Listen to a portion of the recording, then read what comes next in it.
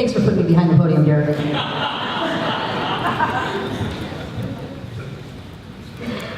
So we're here to talk about what if children were at the heart of our city. And basically, as we looked at this, we said, what if we actually made children part of our civic process? What if we included them, and how would things be different? How would things be the same? Tacoma's done a lot of studies over the years. We have quite a few sitting on the shelf of urban development, of retail, everything else, but I doubt that many of them have looked at it through the eyes of a child.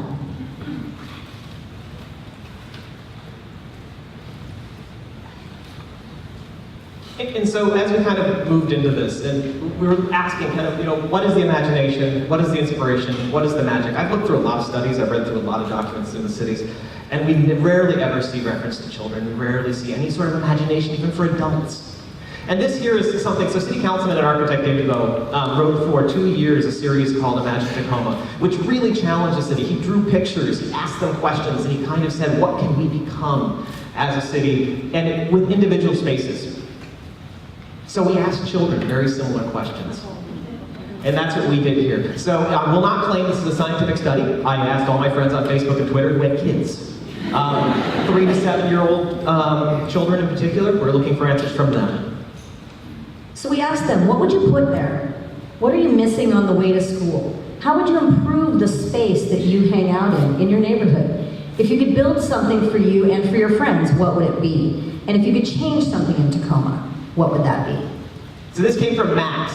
Max's parents own the retail shop right below us here called Tinkertopia. He said, I want a green space above UW between my house and the shop, and I want it to have a tree house with a park on top. We want more candy stores. We want to see in the glass. We want to see the candy, they say. And ice cream shops. Hey, Ice Cream Social has the biggest crowd in Tacoma. And what about an art studio? A barn with horses.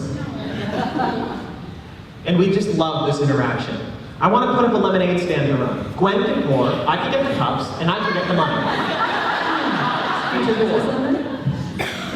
And the next person said, I would sell the cookies and the ice cream and lemonade and the toy store, but it would all be free. And any guesses who's going to go to the nonprofit management program versus the art school?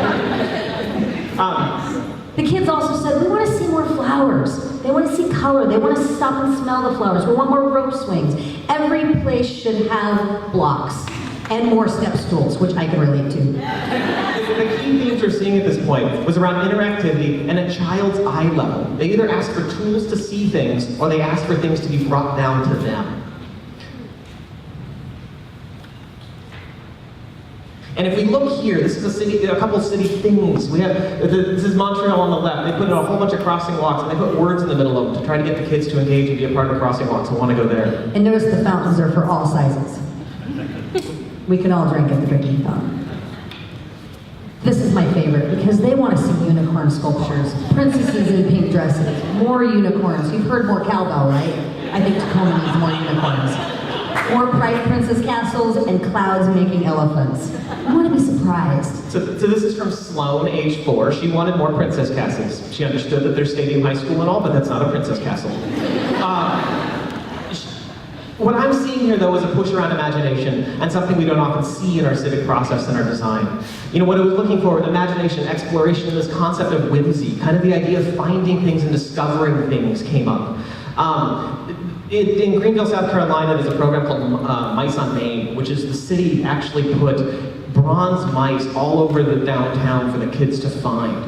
And I find that absolutely fascinating. They programmatically said it. Mickey Mouse, the hidden Mickeys all over every Disney property. If you've ever seen a child's eyes light up when they spot one of those, it's absolutely amazing.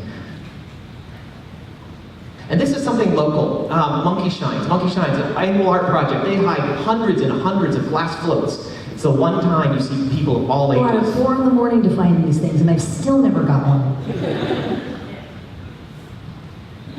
And so we want to talk about interactivity. How do we involve the kids? How do we involve them when we're walking down the street with them so that they're not something we're just towing alongside or trying to keep, in good behavior. We want them to explore and tell us about the whimsy because we want them to see things at their eye level. And when we go back to our original question, where's the imagination? Where's the inspiration? Where's the magic? And I really am a big fan of whimsy. I mean, when I look for that, it's like I'm looking for the joy. It doesn't take much for a project to have whimsy in what is otherwise a big box in the middle of the city. And so when I look here, this was one of my favorite slides. She had a very serious set of answers, and then she said, draw it. She drew a unicorn jumping through a ball of fire. And said, this is Tacoma to her. I don't know if I want to interpret that, but thank you.